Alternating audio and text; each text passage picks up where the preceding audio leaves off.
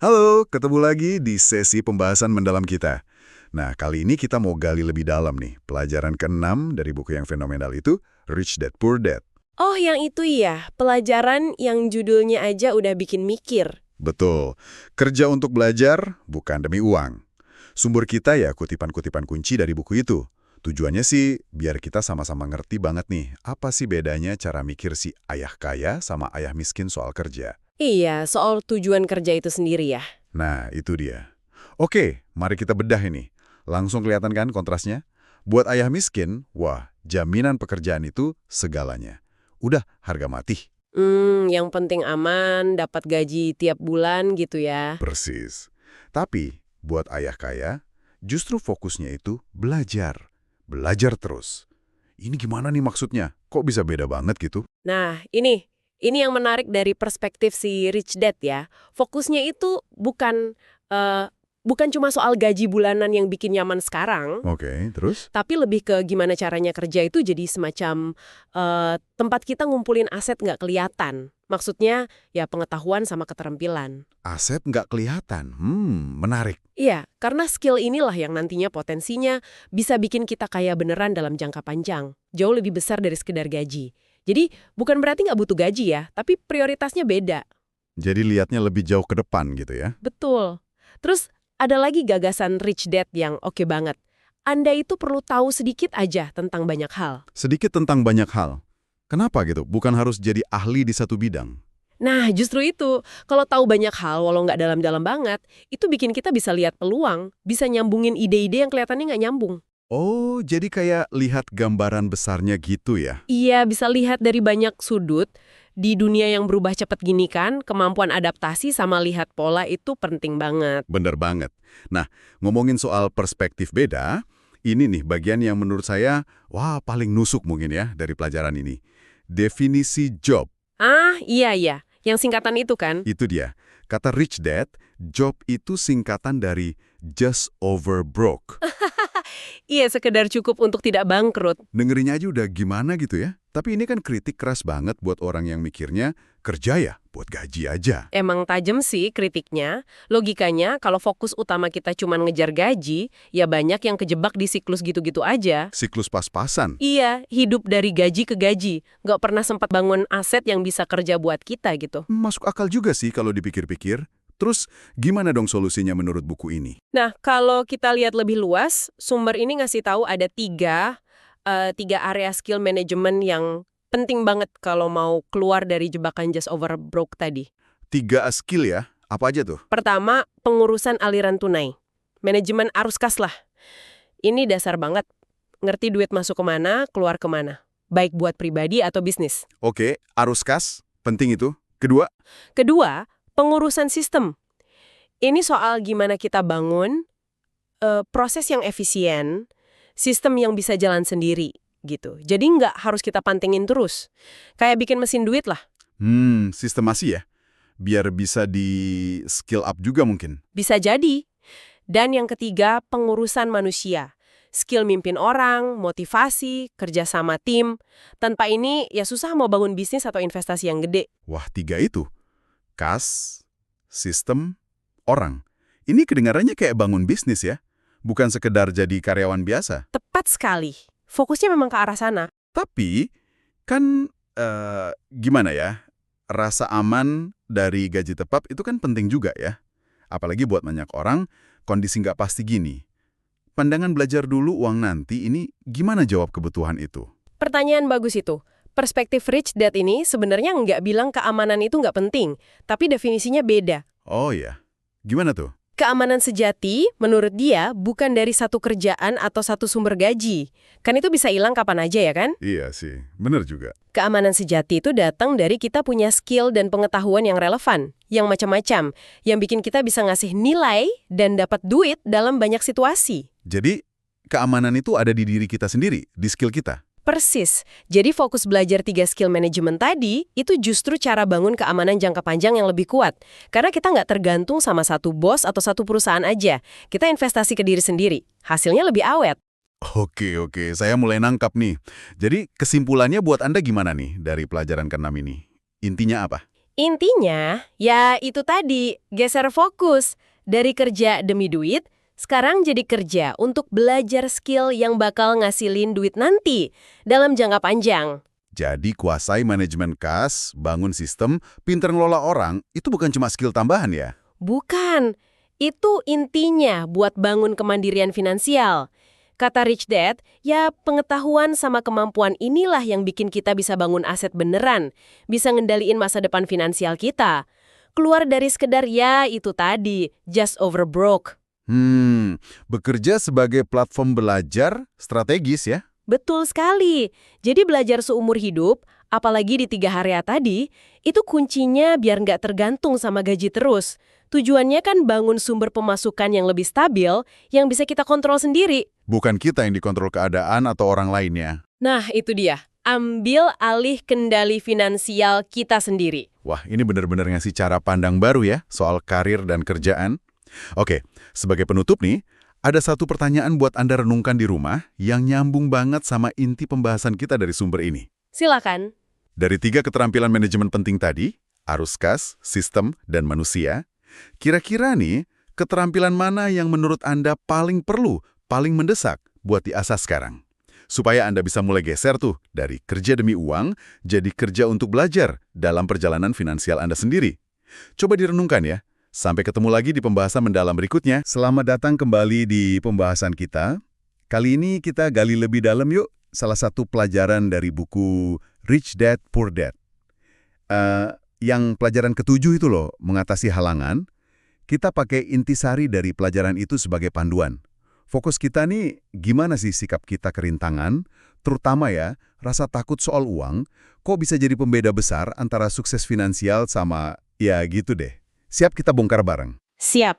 Yang menarik banget dari sini tuh penekanannya bukan melulu soal uangnya ada atau enggak, tapi lebih ke gimana kita gitu ya merespon rasa takut itu. Ini soal mentalitas, sering banget kelewat ini.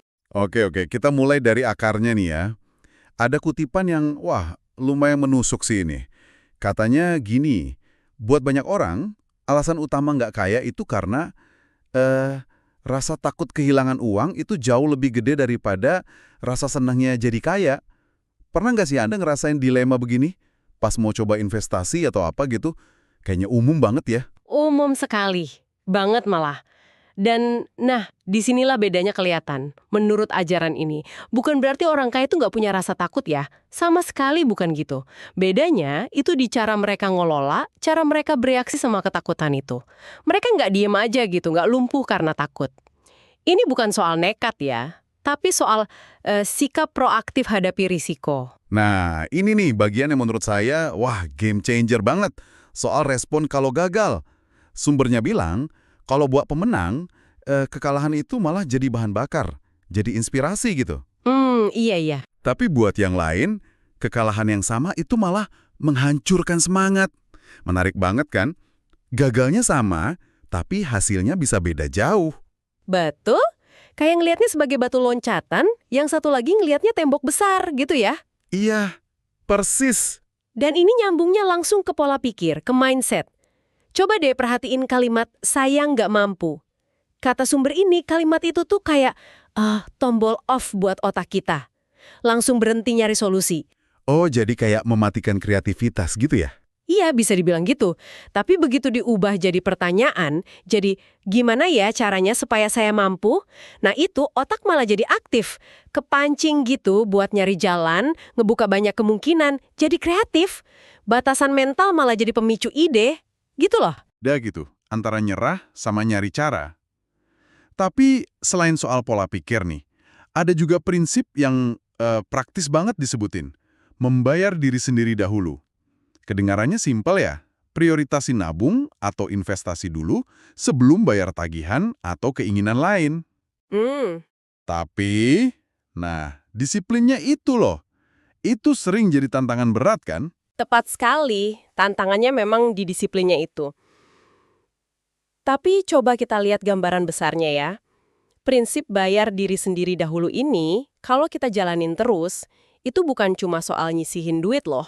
Oh ya, terus soal apa lagi? Pas kita konsisten bangun aset kita dulu, sekecil apapun itu, kita sebenarnya lagi bangun 2 hal penting. kekuatan finansial, jelas, tapi juga kekuatan mental. Setiap kali kita berhasil nyisihin, itu kayak bukti ke diri sendiri. Gue bisa loh ngontrol keuangan gue. Jadi kayak latihan mental juga ya? Betul, secara pelan-pelan ini bakal ngikis rasa takut kehilangan tadi. Fondasi finansial jadi kuat, kepercayaan diri juga ikut naik. Ini investasi jangka panjang ke diri sendiri, nggak cuma soal angka di rekening. Oke, jadi kalau kita rangkum nih, apa sih intisari yang bisa Anda bawa pulang dari obrolan kita? Kayaknya ngatasin takut finansial itu bukan berarti jadi nggak punya takut sama sekali ya, tapi lebih ke ngelolanya ya. Iya, mengelola. Terus belajar dari gagal, lihat itu sebagai pelajaran, ubah mindset dari nggak bisa, jadi gimana caranya, dan terapin disiplin penting kayak bayar diri sendiri dahulu. Itu kunci-kuncinya lah ya. Betul sekali. Nah, sebagai penutup nih, mungkin ada satu hal yang bisa Anda coba renungkan. Pelajaran tadi kan fokus banget ya ngubah saya nggak mampu jadi gimana caranya buat urusan finansial. Pertanyaan lanjutannya gini, gimana kalau pola pikir nanya gimana caranya ini Anda coba terapin secara konsisten, tapi buat tantangan lain di hidup Anda, yang di luar soal uang gitu. Kira-kira kesempatan baru apa atau mungkin solusi baru apa yang bakal muncul tanpa Anda duga sebelumnya? Coba dipikirin deh. Oke, ketemu lagi kita ya. Kali ini kita coba bongkar materi Anda nih. Iya, siap. Khususnya dari bab 8. Mulai. Kayaknya seru nih topiknya. Soal pola pikir. Pola pikir dan aliran uang ya? Betul. Aliran kekayaan itu gimana sih sebetulnya bekerjanya? Kita coba gali bareng lah ya, intisarinya. Oke. Gimana cara pandang kita, cara kita pegang uang, itu ternyata bisa banget buka jalan ke kondisi finansial yang lebih oke, gitu. Yuk kita mulai aja. Ada satu kalimat pembuka di materi Anda yang, wah langsung bikin mikir saya. Oh ya? Yang mana tuh? Yang ini. Emas ada di mana-mana, rame orang tidak dilatih melihatnya. Pernah nggak sih Anda ngerasa gitu?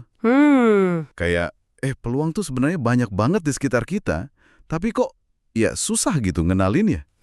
Atau nangkepnya. Bener banget. Itu kalimat itu kayak langsung nusuk ke inti masalah di bab ini ya. Iya kan? Yang menarik kan di sini penekanannya tuh bukan soal peluangnya nggak ada, tapi soal kitanya nih. Kitanya. Iya, terlatih atau nggak buat ngenalin itu. Jadi ini lebih ke persepsi kita. Oh, persepsi. Iya, seolah-olah kacamata yang kita pakai sehari-hari ini belum disetel gitu buat lihat kilau emas tadi. Kenapa ya kira-kira nggak terlatih?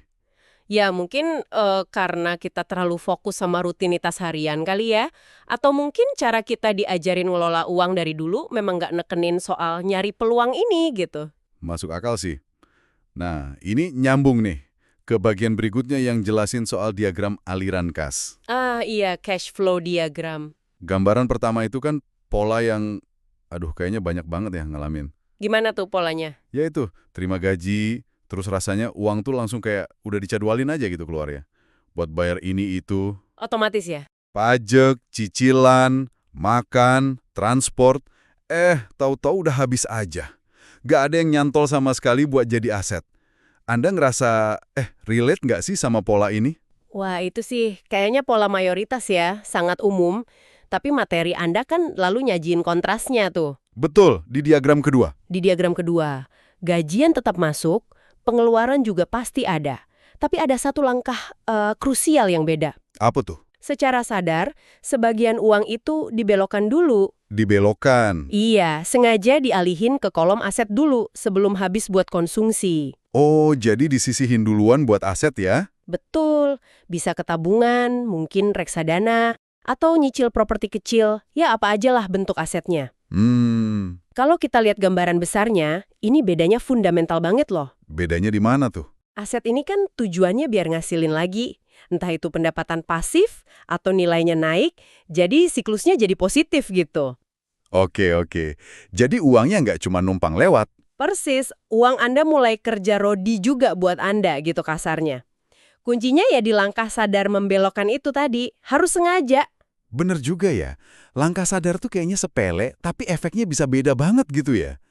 Nah, terus ada lagi nih yang menarik banget dari materi Anda. Apalagi? Soal pertanyaan kunci dari investor yang udah lihai lah ya.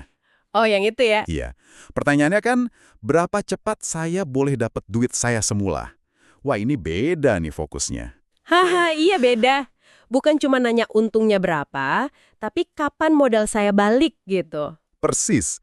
Pertanyaan itu nunjukin cara pikir yang ya beda. Beda gimana tuh? Modal sama manajemen risiko. Coba deh bayangin ya. Oke. Ada dua tawaran investasi nih. Sama-sama modal 10 juta. Janjiin untungnya juga sama, katakanlah 2 juta. Oke, sama-sama untung 2 juta. Tapi investasi A balikin modal 10 juta Anda dalam setahun. Investasi B butuh 3 tahun baru modalnya balik. Beda waktu ya? Nah, mana yang rasanya lebih aman? Yang cepat balik modalnya dong, yang setahun. Pasti kan? Mana yang bikin Anda bisa cepat muterin modal itu lagi ke peluang lain? Ya yang A juga. Iya, bener juga. Itu intinya. Makin cepat modal balik, makin kecil risiko uang kita nyangkut, dan makin lincah kita buat gerak lagi. Wah, ini perspektif baru nih. Jadi ini kayak ngajak kita mikir gitu. Pas lihat ada peluang, oke lah potensi cuannya dilihat. Tapi, udah kepikiran belum soal seberapa cepat modal kita bisa balik? Itu juga penting. Keren banget ini perspektifnya. Jadi kalau kita coba rangkum cepat nih ya. Boleh? Pertama, pentingnya kita melatih mata batin kita nih, biar lebih jeli lihat emas atau peluang finansial di sekitar. Iya, melatih persepsi. Kedua, soal kesadaran. Harus sadar dan sengaja mengarahkan sebagian aliran uang kita ke pos aset.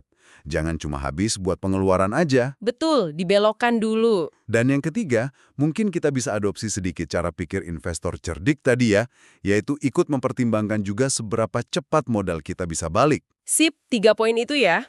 Nah, pertanyaannya sekarang, gimana nih caranya kita semua, Anda juga, bisa nerapin ini dalam ngelola uang sehari-hari? Ya, itu dia. Tadi kan kita nyinggung ya, banyak orang tuh tidak dilatih melihat peluang. Iya, bener. Mungkin pemikiran penutup yang bisa Anda bawa pulang dari obrolan kita ini adalah, kalau memang kita nggak otomatis terlatih, artinya apa? Artinya bisa dipelajari. Tepat. Ini adalah skill yang bisa dipelajari. Berangkat dari obrolan kita soal aliran kah tadi, sama fokus investor soal balik modal, Iya. kira-kira nih, langkah paling kecil apa, sekecil apapun itu, yang bisa Anda ambil mulai hari ini untuk secara sadar mulai melatih diri Anda? Langkah kecil ya. Iya, mungkin melatih mata lihat satu aja potensi emas kecil minggu ini. Atau mungkin mulai membelokkan sekian persen dari pemasukan Anda, nggak peduli seberapa kecil, ke kolom aset secara konsisten. Latihan kecil apa gitu yang bisa Anda mulai sekarang juga? Wow, jadi PR buat kita semua ya. Mulai dari yang kecil aja dulu. Betul, yang penting mulai melatih diri.